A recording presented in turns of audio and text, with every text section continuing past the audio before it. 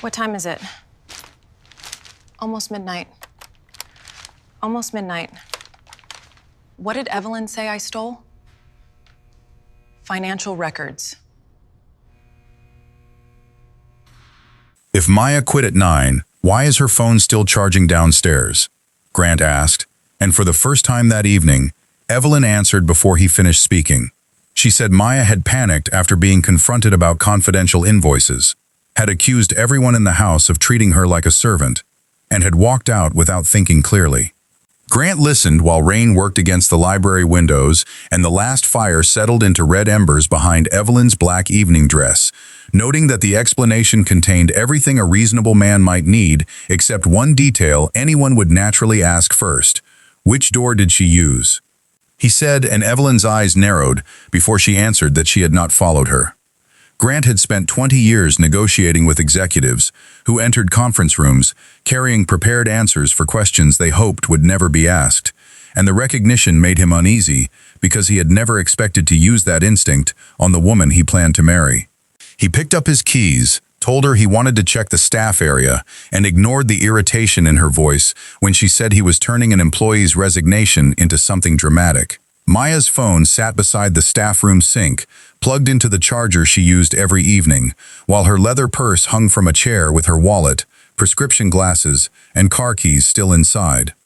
Her blue Honda remained beneath the security lights behind the kitchen wing, and the white walking shoes she changed into before driving home were tucked neatly beneath her coat hook. Evelyn suggested that Maya might have called a ride from another phone or left with someone she knew, but Grant stood among the ordinary objects and could not imagine a frightened woman abandoning every practical means of getting home. Daniel Price, the estate manager, arrived with the electronic gate records and confirmed that Maya's vehicle had not exited, her pedestrian code had not been used, and no unidentified car had entered after 8:30. The renovation cameras covering the west corridor were offline during electrical work, but the access panel showed Maya's badge entering the restricted service wing at 9:14 p.m., with no corresponding exit. Grant looked toward the dark hallway and asked Evelyn whether she knew Maya had gone downstairs, and this time, Evelyn did not answer too quickly. Grant called the police before anyone opened the renovation wing, partly because he no longer trusted the situation and partly because he understood that ownership of the house made every careless decision more dangerous. 2 officers arrived with paramedics, and Daniel used his master code only after they were present, leading them into a corridor lined with exposed studs, hanging plastic, and furniture wrapped in gray construction blankets. The air smelled of plaster and damp plywood, and for several moments the only sound came from the portable heater turning itself on and off somewhere behind the partition walls. Then 3 knocks came through the darkness, followed by a pause, and 2 more, faint enough that everyone stopped moving before the sound repeated. They found a temporary storage room behind a plywood divider, its hallway latch secured by a sliding plate that could not be reached from inside once the door closed. When an officer released it, Maya was sitting against the wall with her jacket folded beneath one knee, pale and exhausted but alert enough to look past everyone and ask Grant what time it was. "Almost midnight," he said while a paramedic checked her pulse, and Maya closed her eyes before asking, "What did Evelyn say I stole?" One officer immediately glanced toward Grant because nobody in the corridor had mentioned theft, and Grant felt the ground beneath the evening shift in a way that had nothing to do with the unfinished floor. He told Maya that Evelyn had accused her of taking financial records, while Maya nodded as if the answer completed something she had feared rather than surprised her. She explained that Evelyn had asked her to locate archived vendor folders stored in the renovation wing, and she had entered the room believing the boxes had been moved there earlier that week. The door closed while she was searching, and at first she assumed a contractor had made a mistake, but nobody responded when she used the service intercom repeatedly, even though the panel light showed each call connected somewhere in the house. Maya did not claim she had seen who secured the door, and she refused to guess, but she added that Evelyn had asked her twice during dinner service whether she had copied certain invoice numbers. The police separated everyone for statements, and Evelyn said the contractors had installed the latch without her knowledge, while Maya repeated only what she could personally establish. That difference stayed with Grant, because Evelyn's account explained every suspicious detail in advance, while Maya kept removing conclusions that might have made her story more satisfying. The paramedic recommended hospital evaluation after nearly 3 hours in an overheated room without water, and Maya agreed only after Daniel retrieved her purse and coat. Before she left, she asked one officer whether the incident number would remain accessible if someone later described the night differently, and the officer told her the security logs, physical latch, and their observations would all remain in the report. Grant understood the question immediately, because Maya was already thinking about what happened when a woman with little institutional power entered a dispute with people whose names appeared on buildings. Evelyn stood beneath the covered drive while the ambulance disappeared through the rain and said, almost to herself, that none of this should have gone this far. At 2:15 in the morning, Daniel placed a thin notebook on the kitchen table after police photographed it with Maya's permission, and 3 household reimbursements totaling roughly $180,000 appeared across pages of dates, vendor names, and unanswered questions. Maya had not written accusations. She had written notes, asking why the same vendor appeared in Hart Foundation events, Whitmore estate expenses, and temporary administrative transfers that did not seem to match the work described. Daniel explained that Maya had once worked in hotel operations and had been assigned receipt reconciliation because she noticed errors other staff overlooked, something Grant had never bothered to learn despite passing her in his own hallway for nearly 2 years. On the final page, beneath the dinner schedule and a list of missing invoice attachments, Maya had written one sentence at 7:42 p.m. Evelyn asked twice, who else has seen these numbers? Grant read it again, then instructed Daniel to preserve every access log, contractor message, household email, and reimbursement file before anyone could change them. When Evelyn entered the kitchen and warned him to be careful what he started, Grant looked at the page and realized the locked room might not be the biggest thing waiting to be opened. Maya left the hospital shortly after 7 with dehydration instructions, a bruised shoulder, and an incident number written across the back of her discharge papers because she did not trust herself to remember where she had saved it. Her cousin Tasha drove her home to Yonkers, where Maya slept for 3 hours and woke to 2 calls from Daniel, 11 unknown numbers, and an email from Hart Foundation Counsel demanding the immediate return of proprietary financial materials. She read the message twice, then made the mistake that would later become the easiest weapon against her by forwarding photographs of several invoices to Nolan Briggs, a former Bellamy colleague she had trusted for years. Nolan replied that he recognized one vendor and would ask around discreetly, but less than an hour later, Hart's attorney sent a second letter referring to copies Maya had never admitted possessing. Maya stared at the screen long enough for Tasha to ask whether she was breathing, and the answer was yes, although the humiliation hit harder than fear, because Maya had spent years telling herself that careful people did not make careless decisions. She deleted nothing, saved the entire exchange, and understood that whatever happened next would include the fact that she had panicked. Grant spent the same morning calling former estate employees, expecting a pattern he could categorize, and instead hearing stories that refused to make Evelyn simple. Marcus Lee, a former driver, remembered Evelyn arranging meals when his mother suffered a stroke, then threatening to cut his schedule months later when he refused to identify which staff members complained about household policies. A pastry chef said Evelyn had paid for an emergency dental procedure without being asked, yet later dismissed his missing overtime as a bookkeeping issue he should stop making personal. Olivia, an event coordinator, credited Evelyn with saving a scholarship program during a donor crisis, then described being told to rewrite vendor descriptions so private estate charges could be reimbursed through foundation-linked accounts. Grant wanted these people to tell him that every kindness had been manipulation, because that would have allowed him to decide who Evelyn had always been, but no one gave him that relief. The woman they described could be generous without pretending, controlling without admitting it, and convinced that good outcomes made ugly methods easier to forgive. Daniel found the first piece of Evelyn's motive in disclosures from their prenuptial review, where guarantees tied the Hart family office to 2 commercial properties owned by her brother Adrian. Both properties had collapsed after a major tenant bankruptcy, leaving more than $20 million in obligations, circling a family name built on hospitals, scholarship funds, and old New York philanthropy. The foundation itself was not insolvent, but several programs had been kept running through temporary transfers while donors were quietly approached and a property sale was delayed. Grant remembered Evelyn calling the year messy and assumed she meant unpleasant dinners with bankers, because money at their level had always seemed capable of becoming someone else's problem. The records suggested she had been moving funds among related entities to keep the family office from visibly failing, and the foundation from suspending programs that real people depended on.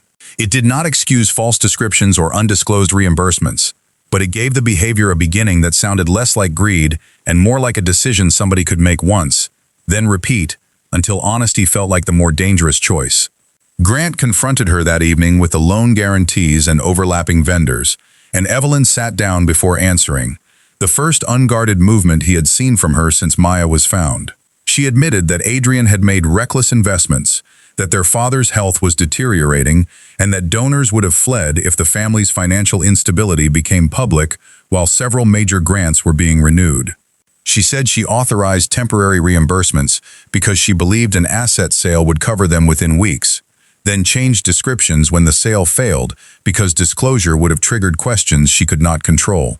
Grant asked why Maya became a thief in her version of the night, and Evelyn said Maya had been collecting records outside her assignment and had looked at her differently after asking about the vendors. "That is not what I asked," Grant said, keeping his voice low, because anger would have made the conversation easier for both of them. Evelyn looked toward the window before admitting that once Maya was missing, she assumed Maya had taken copies and left, and she spoke as though the assumption had become fact before she noticed it happening. The contractor records complicated everything further because the storage latch had not been scheduled for installation until the following week. 3 days earlier, Evelyn's office requested additional security for foundation files moving through the renovation wing, and a handwritten work note showed someone from the estate asking that installation be accelerated. The call came through the general administrative line used by Evelyn, Lydia Shaw, Daniel, and temporary event staff, which meant the record proved urgency but not authorship. Lydia, Evelyn's assistant, said she transmitted several construction requests and could not remember whether the latch was one of them, while the contractor remembered only that someone sounded impatient about keeping the files secured before the dinner. Grant had spent his life assuming records produced certainty if people looked hard enough, yet every trail now seemed to stop at the exact point where responsibility became personal. When outside counsel warned him that investigators might never establish who physically secured the door, Grant realized the truth could remain morally clear while legally incomplete. Maya learned how expensive that gap could become when a hospitality newsletter reported that a domestic employee connected to the Whitmore estate was under review for unauthorized possession of confidential financial information. Her name did not appear, but 2 former Bellamy colleagues recognized the details, and a recruiter postponed an interview Maya had arranged before the incident. Tasha wanted her to publish the police report and every invoice she had, but Maya instead called Rachel Kim, an employment attorney recommended by a former supervisor who had once told Maya she trusted Rachel because Rachel never promised the ending a client wanted. Maya arrived with her notebook, hospital papers, the legal letters, and the full Nolan exchange, including the part that made her look impulsive. Rachel read everything before saying that credibility did not require perfection, but depended on never hiding the imperfect part once it mattered.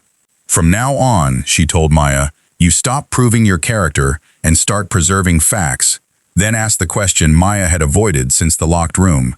"Who knew where you were going before you disappeared?" Maya remembered Evelyn, Lydia, and a temporary event assistant named Claire Monroe, although she could not say whether Claire heard the instruction or merely saw her carrying folders toward the west stairs. Rachel located Claire through payroll records, but Claire replied by email that she did not want involvement and had already told Hart Counsel she remembered nothing useful. Maya immediately assumed somebody had pressured her, and Rachel corrected her before the suspicion could harden into a belief, pointing out that temporary employees often avoided rich people's disputes because rent was due whether justice arrived or not. 2 days later, Claire called from a blocked number and admitted she had seen Lydia speaking with Evelyn near the service stairs shortly before Maya went downstairs, although music and guests made the words impossible to hear. Claire also remembered Evelyn asking whether that room was secured yet, a phrase she assumed referred to documents rather than a person. Rachel wrote the statement down without treating it as proof of intent, frustrating Maya until she recognized the discipline she had demanded from everyone else. At Whitmore Hospitality, the board demanded a statement before lenders decided whether to suspend financing for a major acquisition, and outside counsel proposed describing the situation as conflicting personal accounts under independent review. Grant objected because the gate records and police report were not personal accounts, but Richard Cole, the lead independent director, reminded him that publicly accusing Evelyn before the facts were settled could expose the company to another form of liability. The acquisition involved thousands of jobs, debt covenants, and a market already nervous about Whitmore governance. So Grant told himself that caution was not cowardice, simply because it felt comfortable. He changed several sentences but left the phrase intact, then watched business media reduce an unfinished investigation into a headline suggesting a billionaire employer and his housekeeper were offering competing stories. Maya called him before he could call her, asked whether the company possessed proof that she never exited the property, and waited while he said yes. Then the dispute is not whether I disappeared, she told him. It is how much uncertainty your company needs before it admits something happened to me. Grant tried to explain the board, the lenders, and the risk of making an allegation investigators might later narrow. But the more accurate his explanation became, the worse it sounded. Maya said she was resigning from the estate effective immediately, and would communicate only through Rachel because continuing to work there would require pretending she still trusted the system responsible for her paycheck. Grant told her he wanted to repair what the statement had done, and Maya answered that repair would begin when he stopped treating every consequence as something he could personally manage. She did not insult him or accuse him of choosing Evelyn, which left him with nowhere easy to place his defensiveness. After the call, he searched his own email and found 18 months of staff complaints he had routinely forwarded to Evelyn, with brief notes asking her to handle them. The messages looked harmless one at a time, but together they formed a closed loop in which employees complaining about Evelyn were redirected to Evelyn by the man who considered himself available. Marcus Lee made the point more plainly when Grant called and asked why nobody had approached him directly. "We did," Marcus said, not angrily, "but you thought forwarding the email counted as hearing us." Grant sat with the sentence long enough to dislike himself without turning the feeling into action, then called corporate counsel and instructed them to preserve his own household correspondence as part of the review. That decision created immediate resistance because attorneys warned him that expanding the inquiry could expose employment practices unrelated to Maya and increase liability across multiple years. Grant approved preservation anyway, although he knew it would look better in hindsight than it felt while making it. That evening, Evelyn accused him of sacrificing their privacy to satisfy guilt, and he admitted guilt was part of what had finally forced him to look. She said men like him enjoyed clean principles because women like her spent years making sure donors stayed calm, families remained funded, and disasters did not reach the dining room. The investigation nearly swung toward Maya when Nolan produced the email asking him to dig up anything useful about one heart vendor, wording that sounded far worse once separated from the frightened conversation surrounding it. Hart Counsel characterized the message as evidence that Maya had been building leverage against Evelyn, and even Rachel admitted it damaged the clean whistleblower narrative people had started telling about her.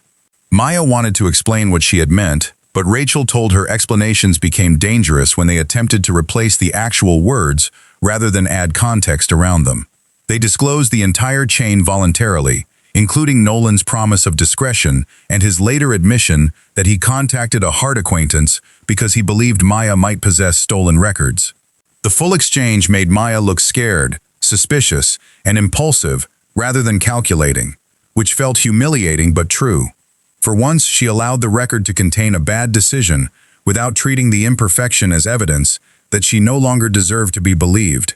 Nolan's embarrassment produced one useful thing when he forwarded Rachel a voicemail Claire had left him on the night Maya disappeared, asking whether he knew why Evelyn had suddenly ordered everyone away from the west hallway while Maya was checking boxes downstairs. The timestamp was 9:21 p.m., 7 minutes after Maya entered the renovation wing, but the message did not establish whether Evelyn knew Maya was inside or simply wanted confidential files protected. Grant's preservation order uncovered a matching staff text sent from Lydia's phone at 9:19, saying the west corridor should remain clear until further notice. Rachel placed the voicemail beside the text and refused to call either one a breakthrough, because two ambiguous facts did not become certainty merely by agreeing with each other. Maya understood, although she also understood that somebody had cleared a hallway moments after she entered it and later described her as gone without checking whether she ever left.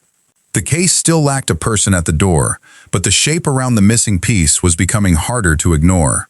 Lydia asked for her own attorney before agreeing to another interview, and the request made everyone briefly suspect she had been hiding something larger than uncertainty.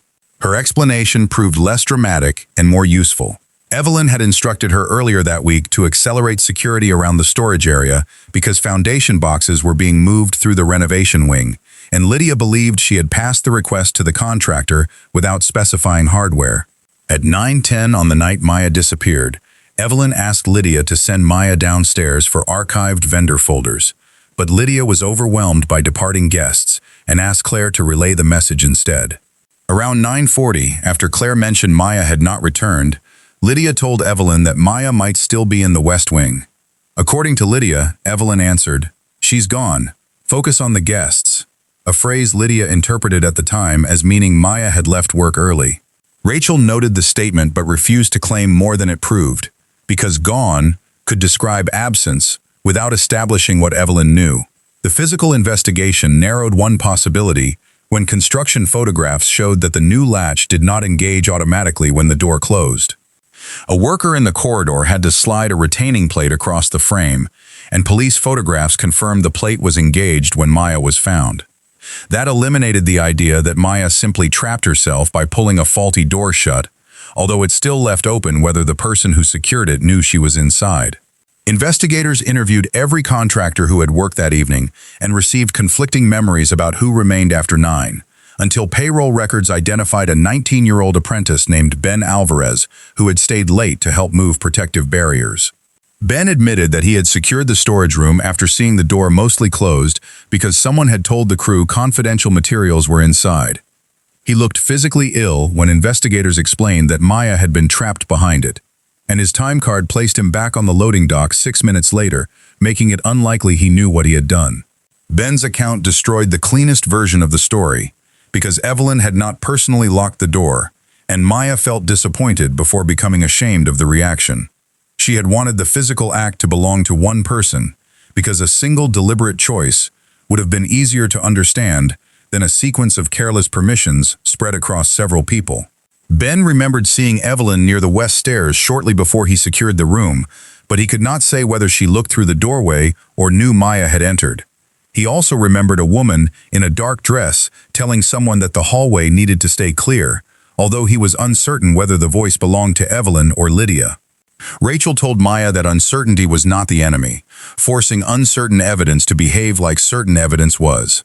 Maya nodded, then went home angry enough to throw her notebook across Tasha's kitchen, where it landed harmlessly against a chair and made both women laugh despite themselves. The board, meanwhile, authorized an independent investigation covering the estate transactions, employee complaints, and Grant's own management failures, a decision that immediately threatened the acquisition Whitmore had spent almost a year negotiating. Richard warned Grant that lenders could reopen financial representations and directors might reduce his authority if the review showed systemic negligence. Grant agreed to recuse himself from investigative decisions, surrender direct control over relevant records, and accept whatever governance recommendations followed, which sounded noble only until the acquisition partner suspended closing that same afternoon. Evelyn called from her father's apartment and accused him of discovering accountability once he had already allowed everyone else to absorb the first cost. Grant did not argue because she was partly right, and he told her he should have acted before consequences reached the company. Their engagement ended without shouting when Evelyn removed her ring and said she no longer knew whether he had ever understood the kind of life she was trying to hold together. The financial review became clearer only after investigators stopped treating every transfer as equally suspicious. Marcus Reed, Rachel's forensic accountant, followed one scholarship dinner from invoice to reimbursement, then into a heart-linked vendor that temporarily covered a foundation obligation during the family liquidity crisis. Several transfers had later been reversed when donations arrived, which supported Evelyn's claim that she intended the arrangements to be temporary. Others remained outstanding, and emails showed she repeatedly rejected disclosure because donors and Grant might misread temporary routing as instability. The problem was not a hidden fortune or a cinematic theft. It was a system of moving money faster than honest explanations could follow, protected by Evelyn's belief that she alone understood what would collapse if everyone else knew. Maya found that version more unsettling because she could imagine how competent people convinced of their own necessity became dangerous without ever deciding to become corrupt. The service intercom produced the strongest evidence and the most frustrating limitation. Logs showed Maya's first call from the storage room reached the kitchen control panel at 9:27, followed by 4 more calls over the next 32 minutes, while a mirrored administrator tablet registered each alert. Evelyn's credentials were active on the tablet until 9:46, but the system did not record whether she opened a notification, saw it in the background, or handed the device to someone else. Investigators recovered no message saying Maya was trapped, and no witness could remember hearing an alarm because the intercom generated silent visual banners rather than sound during formal events. The evidence therefore could not prove Evelyn knowingly ignored Maya's calls, although it made her later certainty that Maya had left increasingly difficult to explain. Rachel looked at the timeline and told Maya the case had finally become what strong cases often were. Not perfect, not theatrical, but difficult to dismiss without inventing a better story than the facts allowed. The independent hearing took place 6 weeks later on the 34th floor of Whitmore Hospitality, with Maya seated beside Rachel and Grant positioned with outside counsel rather than at the head of the table. Evelyn arrived with 2 attorneys, looking tired enough that Maya briefly saw the woman beneath the role before the familiar composure returned. The investigator began by reminding everyone that the hearing was not a criminal trial and that no single finding would answer every moral question raised by the night in Westchester. Marcus presented the financial evidence through one transaction, rather than a wall of spreadsheets, showing how a legitimate foundation expense became mixed with a private estate reimbursement, routed through a related vendor, and used to cover an urgent charitable obligation before part of the money was later restored. Evelyn's attorney correctly emphasized that most funds had not gone to her personally, and several transfers had been reversed, while Marcus agreed and pointed to the remaining unreconciled balance and altered descriptions. The room stayed quiet because the truth was less sensational than theft and more damaging than an accounting mistake. Evelyn explained that she believed an asset sale would resolve the family crisis before disclosure became necessary, and each delay made the next month seem like the last month she would need the arrangement. She admitted changing descriptions because she feared donors would suspend commitments if they saw instability in related entities, then said she had convinced herself that protecting programs justified temporary opacity. The investigator asked why Grant and the foundation board were not informed, and Evelyn answered that she did not trust them to understand the consequences before reacting to the appearance of impropriety. Grant shifted slightly but did not interrupt, and Maya noticed how much easier the hearing became once nobody tried to force Evelyn into the role of a woman who had always intended harm. Her choices remained serious because the good she hoped to preserve had become permission to decide what everyone else deserved to know. That pattern mattered more to Maya than whether Evelyn had ever considered herself dishonest. The employment evidence followed, including complaints that had been redirected back to Evelyn and Grant's habit of treating delegation as neutrality. Grant testified that he had considered himself accessible because staff could email him directly, then admitted the system effectively returned every complaint to the person controlling schedules and evaluations. Richard asked whether Grant recognized that conflict at the time, and Grant said he had not, because acknowledging it would have required him to spend attention on a part of his life he assumed money had already made fair. He did not offer a lesson afterward, or describe how much he had changed, and Maya appreciated the absence of performance. Rachel then presented the night's timeline, Evelyn's questions about copied invoices, Maya's instruction to retrieve vendor folders, the corridor clearance message, Ben securing the door without knowing Maya was inside, and Lydia reporting Maya missing roughly 20 minutes later. Each fact remained limited on its own, but together they required Evelyn to explain why she described Maya as having left before anyone checked the gate, her car, or the room she had been sent toward. Lydia testified that when she said Maya had not returned, Evelyn answered that Maya was gone and told her to focus on the remaining guests. Evelyn's attorney argued that gone was ambiguous, and Lydia agreed, refusing to improve her memory for anyone's benefit. The investigator then displayed the tablet session, showing Evelyn's account active, while service call notifications appeared from the storage room, and Evelyn said she could not remember seeing them among dozens of event messages. Rachel did not ask whether she was lying, because the system could not prove she opened the alerts. Instead, Rachel asked why Evelyn later told Grant that Maya had stolen records, become defensive, and left around 9 when no gate record, witness, or vehicle movement supported that account. Evelyn looked toward her attorney, then away, and for the first time chose to answer without consultation. She said she had feared Maya possessed enough information to expose the financial routing, and once Maya was missing, Evelyn assumed the worst and started speaking from that assumption because it offered an explanation she could manage. Rachel asked whether Evelyn understood by 10 o'clock that nobody had actually seen Maya leave, and Evelyn said yes. Rachel asked whether she personally checked the West Wing, and Evelyn said no. When asked why, Evelyn sat for several seconds before saying she had already told 2 people Maya was gone and did not want to discover something that would make the situation harder to contain. The answer stopped the hearing more effectively than a confession, because it did not prove she intended Maya's confinement, yet it revealed the decision that followed it. Evelyn had not ordered Ben to lock the door, and the evidence could not establish that she knowingly ignored Maya's intercom calls, but once facts challenged the story she needed, she chose not to look for more facts.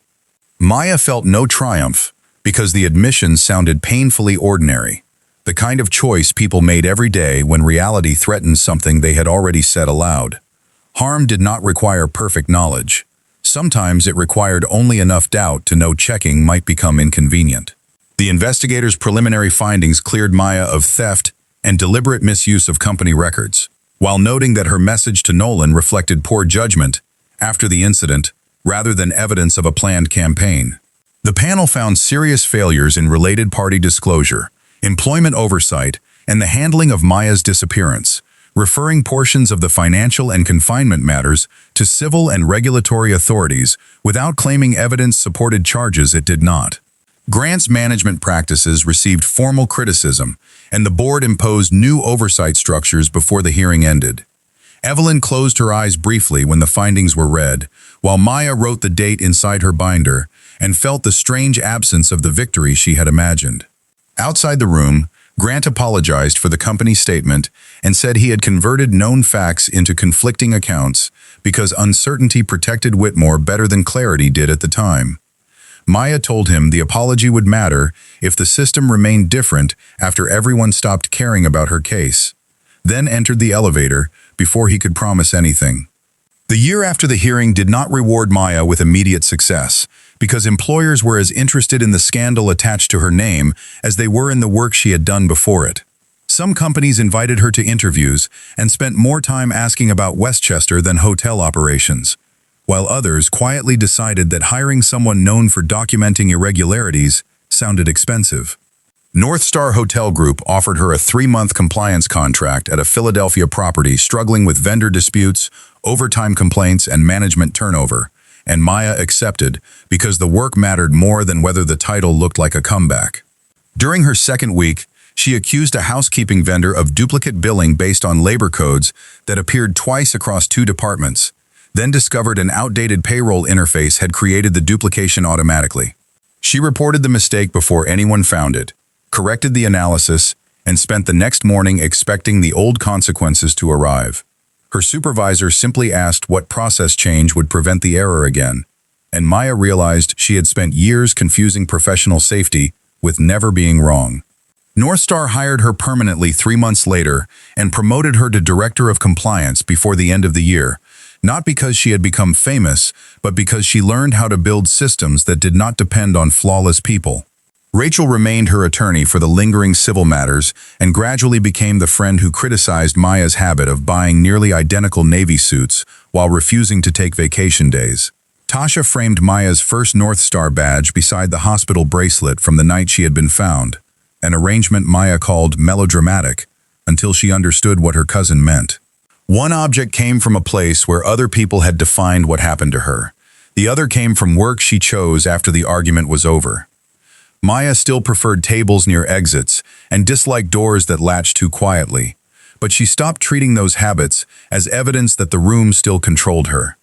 Memory remained, although it no longer gave orders. Evelyn's consequences were quieter than the public expected because no spectacular arrest arrived to simplify the story.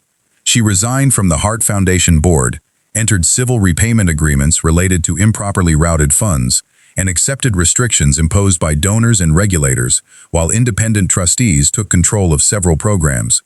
Adrian sold one property at a severe loss. Their father's remaining assets were restructured, and the foundation survived after disclosing the financial problems Evelyn had spent so much energy hiding.